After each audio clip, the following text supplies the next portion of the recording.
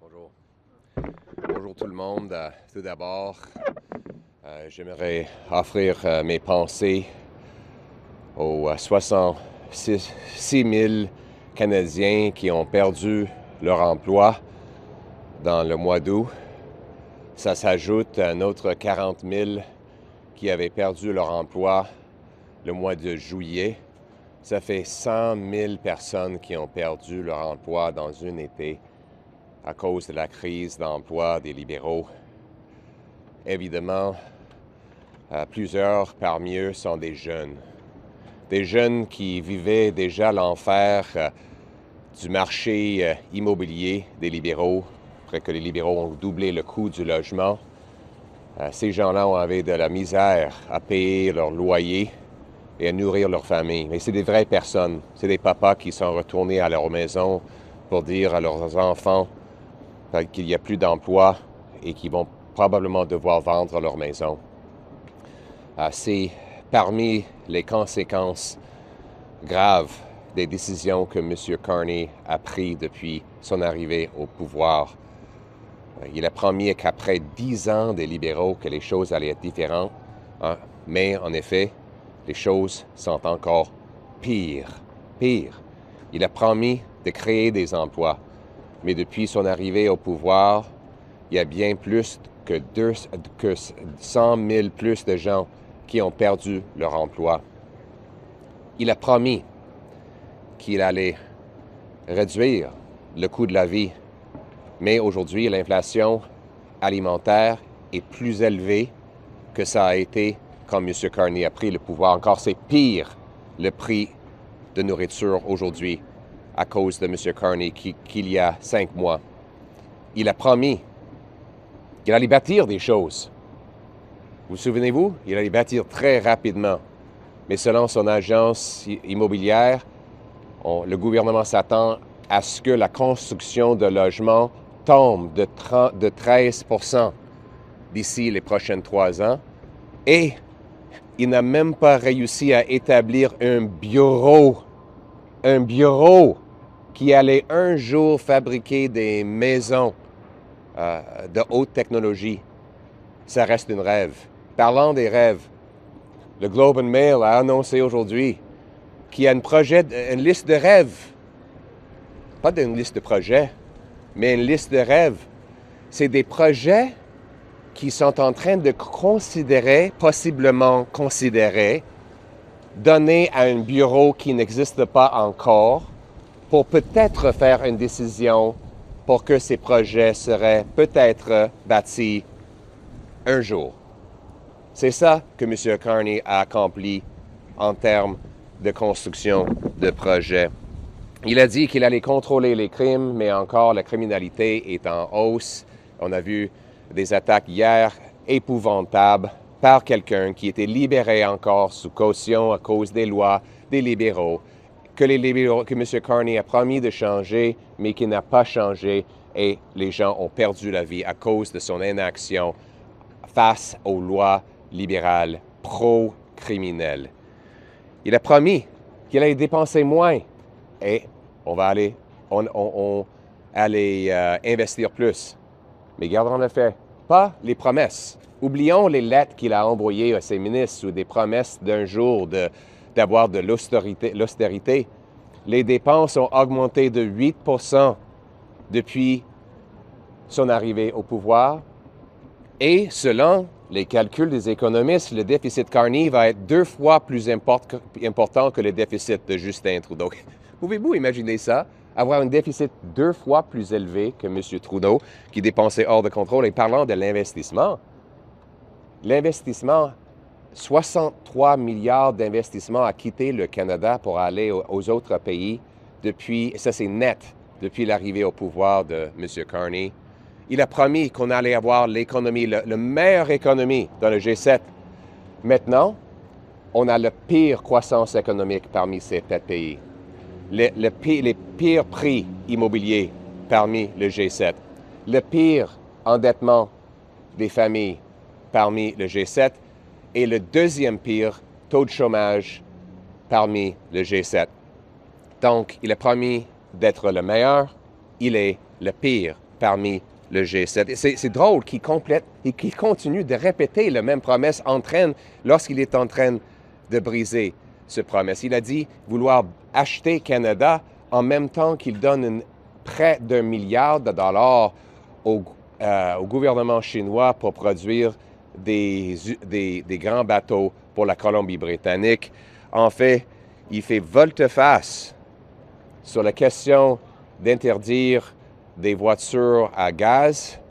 Moi, j'ai dit il y a longtemps que c'était une politique stupide et coûteuse qui allait nuire aux communautés rurales et tuer des emplois. Monsieur Carney, oublions pas, ce n'est pas une politique de Justin Trudeau qui l'a renversée. C'est lui qui avait écrit dans son livre qu'il était pour cette interdiction en 2030. Donc, il était encore plus sévère que M. Trudeau. Mais M. Carney, comme avec la taxe carbone, avait besoin d'avouer que les conservateurs avaient raison et que lui, il avait tort. Il a souvent tort. Il doit souvent avouer qu'il a tort sur beaucoup d'enjeux pour quelqu'un qui se décrit comme étant un expert. Mais il fait son recul de façon inadéquate en menaçant de ramener cette interdiction dans l'avenir, ce qui va décourager l'investissement dans le secteur automobile, nous revendiquant que l'interdiction sur les voitures de gaz soit renversée totalement et de façon permanente. C'est ça une façon d'aller. C'est un grand show de boucan pour M. Carney cet été. Beaucoup de choses, beaucoup de réunions, beaucoup de lettres envoyées, beaucoup d'annonces, mais rien accompli. Tout est pire. Chômage est pire, coût de la vie est pire, la crise de logement est pire, la croissance économique est pire, les tarifs que M. Carney a promis d'abolir en négociant une win avec Donald Trump, ça c'est pire. Tout est pire aujourd'hui qu'il y a 5 ans. Il faut que ça change. Donc, c'est pour ça que les conservateurs vont retourner à la Chambre des communes pour promouvoir une politique de l'espoir pour les Canadiens. Plus de pouvoir d'achat avec des taxes, des impôts et les dépenses vraiment réduits. Des rues sécuritaires en mettant les criminels en prison. Des frontières solides en appliquant les freins sur l'immigration libérale qui est hors de contrôle et une économie autosuffisante en adaptant la loi sur la souveraineté pour inviter la construction rapide à travers le pays des grands projets, y compris de logements que les gens peuvent acheter. C'est ça une vision pour le Canada qui est remplie de l'espoir. Et on est prêt à travailler avec M. Carney. Nous voulons que le gouvernement libéral vole les idées conservatrices. C'est les meilleures idées et on est là pour les produire et pour aider à les mettre en place. Parce que notre but, c'est de mettre le Canada d'abord et que chaque Canadien peut avoir une belle vie dans une maison abordable dans les communautés sécuritaires. Thank you very much, everyone. Before I get started, let me just share my thoughts and prayers with the 66,000 Canadians who lost their jobs last month. They're added to the 40,000 who lost their jobs the month before that. 100,000 Canadians lost their jobs this summer alone, having to go home to their families, their little kids, and sit around the dinner table saying they don't know how they're going to pay rent or groceries. They might have to move out of their home and find a smaller place. And this is a terrible time for them, especially our youth. Think of our youth who are already going through hell. Their housing costs had doubled during the time the Liberals have been in power. Food prices were unaffordable. Their streets were in danger. And now they wake up and find out they don't even have a job.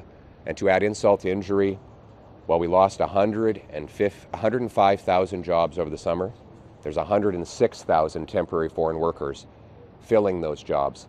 Mark Carney is on track to let in a record number of temporary foreign workers this year because he says the corporate lobbyists tell him they want to keep wages low and their profits high. Once again, he sides with the wealthy, liberal corporate lobbyists rather than the hardworking Canadians who want to put in a day's work. And, you know, this compounds the cost of living crisis. Let's compare everything to what Mr. Carney promised. He promised that he was going to make Canada more affordable.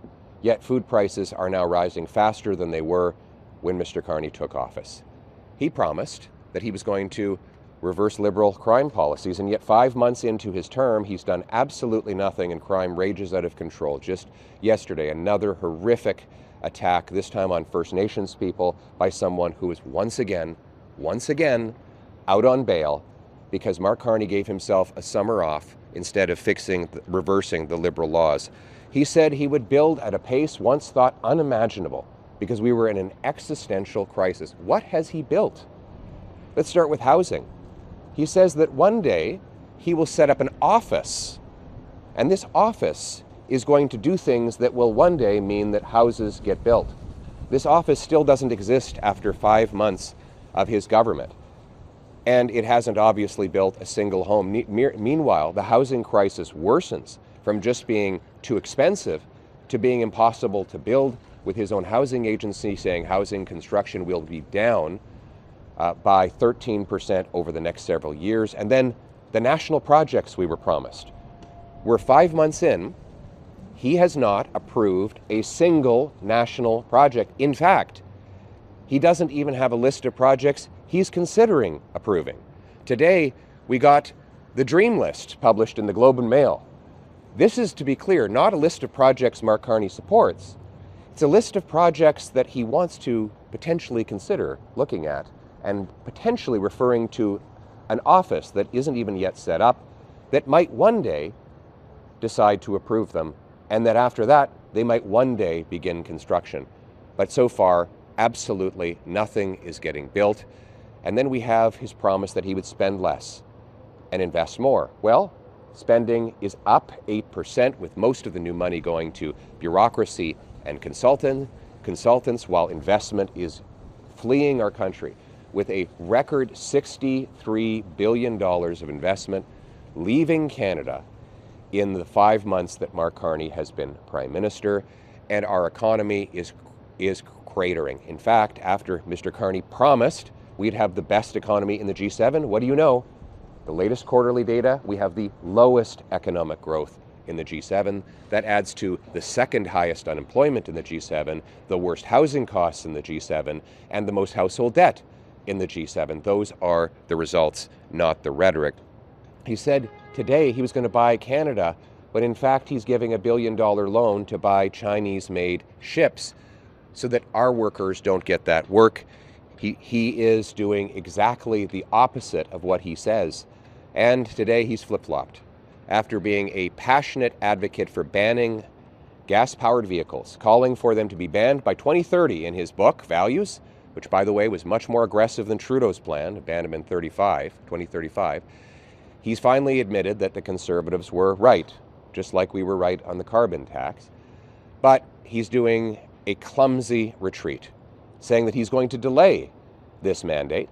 So now, businesses who would otherwise consider investing in automaking here in Canada will have to put that investment on hold while Mark Carney dithers for another year to try and figure out how he can ban people from putting gas and diesel in their trucks and cars. Mark Carney can't even get his flip-flops right.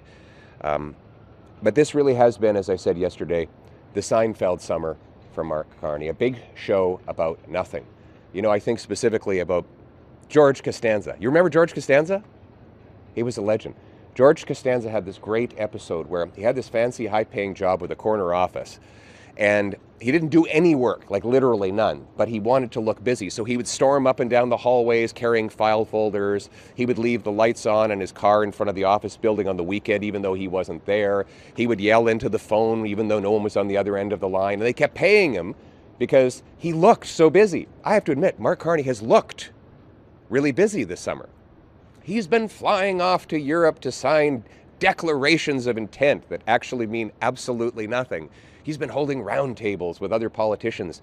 You've seen politicians patting each other on the back, congratulating themselves on all the excellent meetings they've been holding. There have been letters written to ministers that then get leaked to media and are reported with great fanfare on front pages everywhere. My goodness, he's almost as busy and as useless as George Costanza.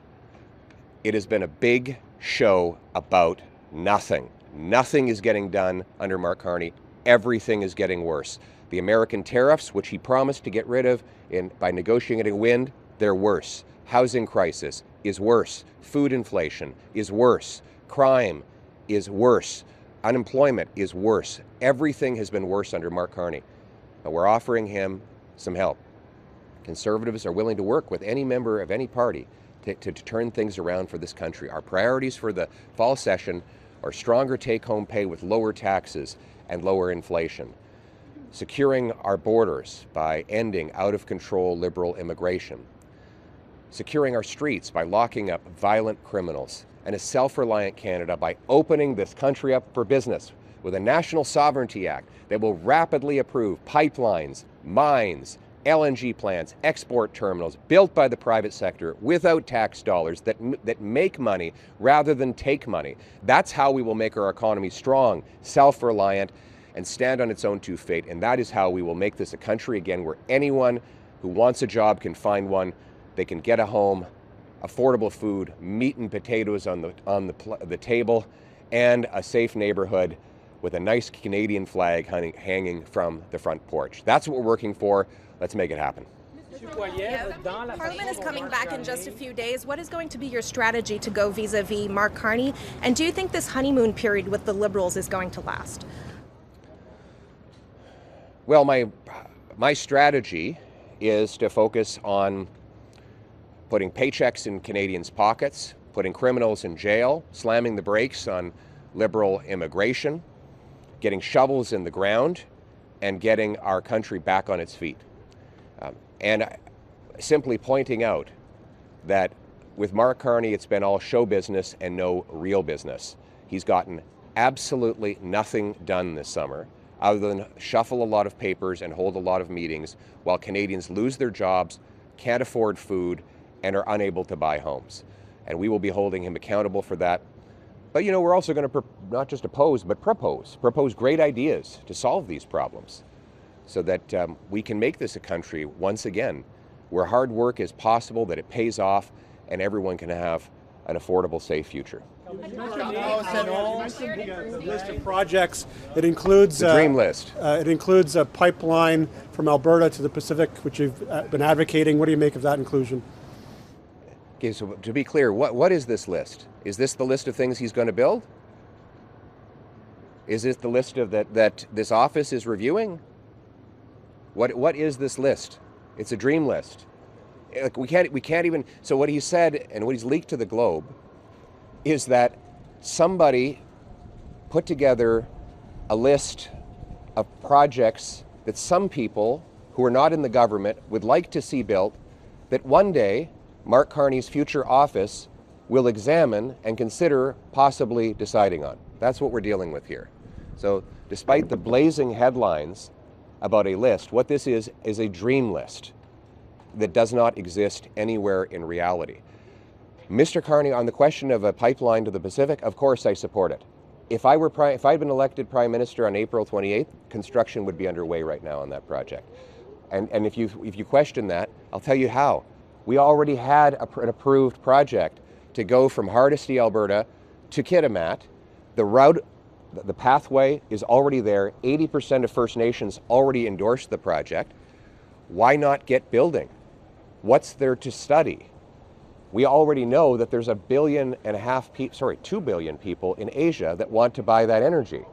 So it's a no-brainer, and it would have been under construction today. Well, it would have been under construction 10 years ago had Trudeau not killed it, and it would be under construction if I had been chosen. Of course, this was the subject of a very big disagreement Mr. Carney and I had at the industry committee before we were both leaders. We had a big debate about it. He said he was against the Northern Gateway pipeline. I said I was for, and he was simultaneously having his company invested in pipelines in Brazil and the Middle East at the time, but not wanting to build one in Canada.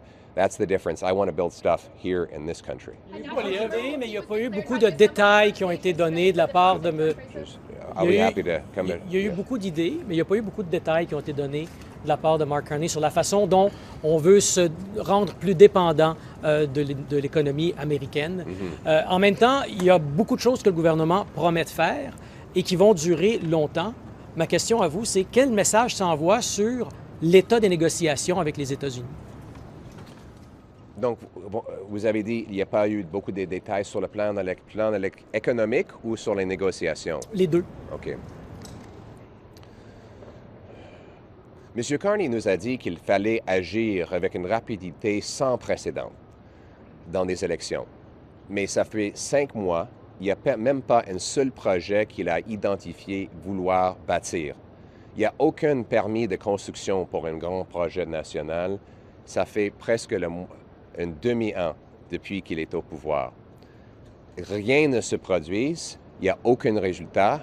M. Carney montre une grande faiblesse face aux États-Unis et c'est pour ça que je pense qu'il a été forcé de faire des grandes concessions l'une après l'autre sans avoir aucun gain pour le Canada. Il a aussi promis, oublions, on est tous d'accord que ce n'est pas facile de gérer Trump.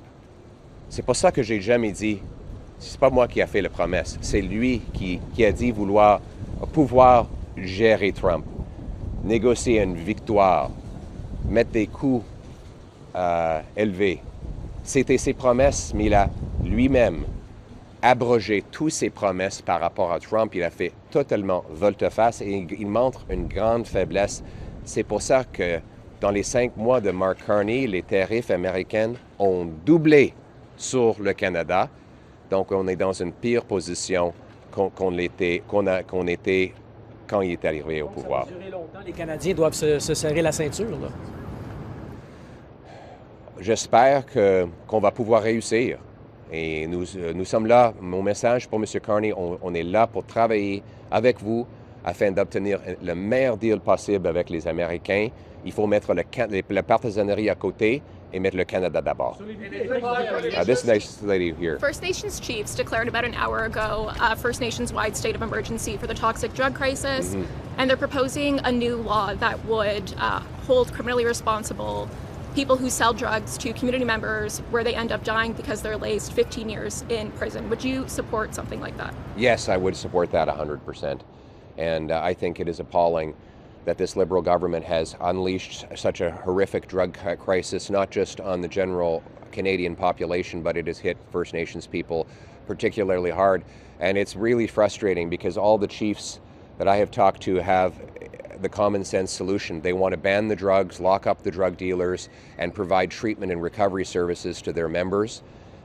Mr. Carney and Trudeau have taken the exact opposite approach. They basically legalize these drugs. They allow soft penalties. They've reduced the penalties for the dealers who spread this poison in our streets. And I would go even further. I think there should be life sentences for anyone caught marketing or producing more than 40 milligrams. That is enough to kill 20 people. 20 people with 40 milligrams. These are mass murderers. They should be locked up. We should lock them up and throw away the key. And we should provide compassionate treatment to get the victims off these drugs. On canola, Scott Moe had said yesterday that if it was up to him, Saskatchewan would remove the tariffs on EVs from Chinese EVs in hope that China might remove tariffs on the canola sector. If it was up to you, would you do the same thing? No, I don't believe that is the right way to go. I think that, first of all, China wants these electric vehicles to be roving surveillance operations on our streets. And in 10 years, God forbid, there's a conflict, and then there's millions of those vehicles surveilling our population in our streets. That would be a strategic problem for our country. So I respect Scott Moe. He's a great premier. I just respectfully disagree with this point. What I would do instead is I would cancel the $1 billion loan the Liberals are giving under Mark Carney to buy Chinese-made ships. I would say to the dictators in Beijing, you are not going to be selling $1 billion of ships to our country when you are unlawfully and unfairly targeting our canola producers with tariffs. Selon vous, est-ce que c'est une décision politique aujourd'hui? Vous aviez une campagne de prévue là-dessus pour la rentrée, puis en même temps, est-ce que ça vient aussi vous couper un peu l'herbe sous le pied? Oui, les conservateurs ont encore gagné un débat sur un enjeu. On a gagné le débat. Et chaque fois, c'est le même. Peut-être on devrait commencer à se souvenir du fait que c'est les mêmes étapes. Poilievre dit quelque chose. Tout le monde capote en disant que c'est tout arrageux ce que Poilievre dit. Puis, quelques mois ou quelques années plus tard, on dit OK, peut-être Poilievre avait raison. Et c'est ça qui arrive maintenant encore. On était entre la taxe carbone, M. Carney était pour, mais il avait besoin de faire volte-face.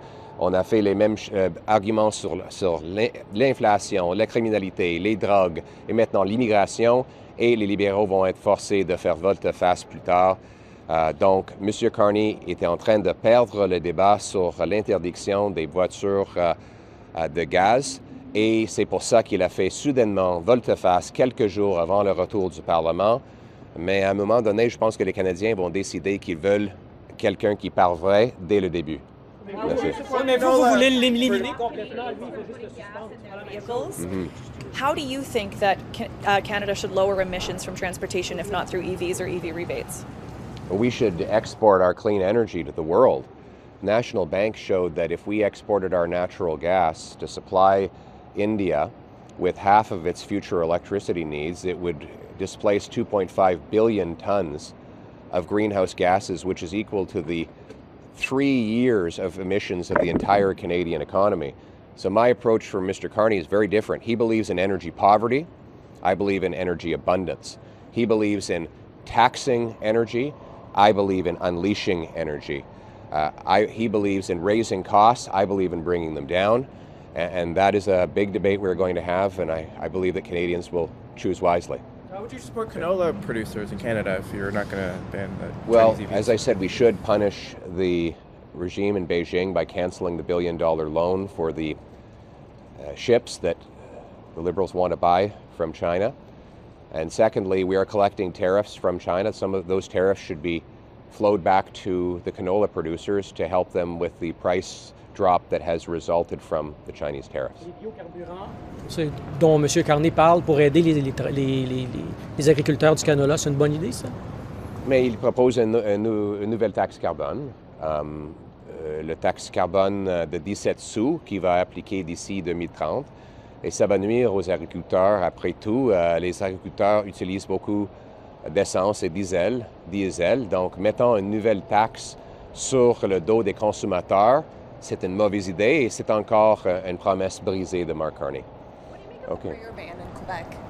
Are you for or against it? I haven't seen the proposal, so I'm looking forward to studying it. Êtes-vous d'accord avec l'idée de bannir les prières en public? Encore, je vais regarder la proposition avant de la commenter. Ethical. Are you in favor or against banning prayer in public? Just I'm going to read the bill because the risk I have in answering the way that you have worded it is that the way you're characterizing it might not be the way the bill is written. So I will have to read the bill and figure out what it is before I take a position, which is a wise approach always. Thank you very much. Great to see you all. All the best.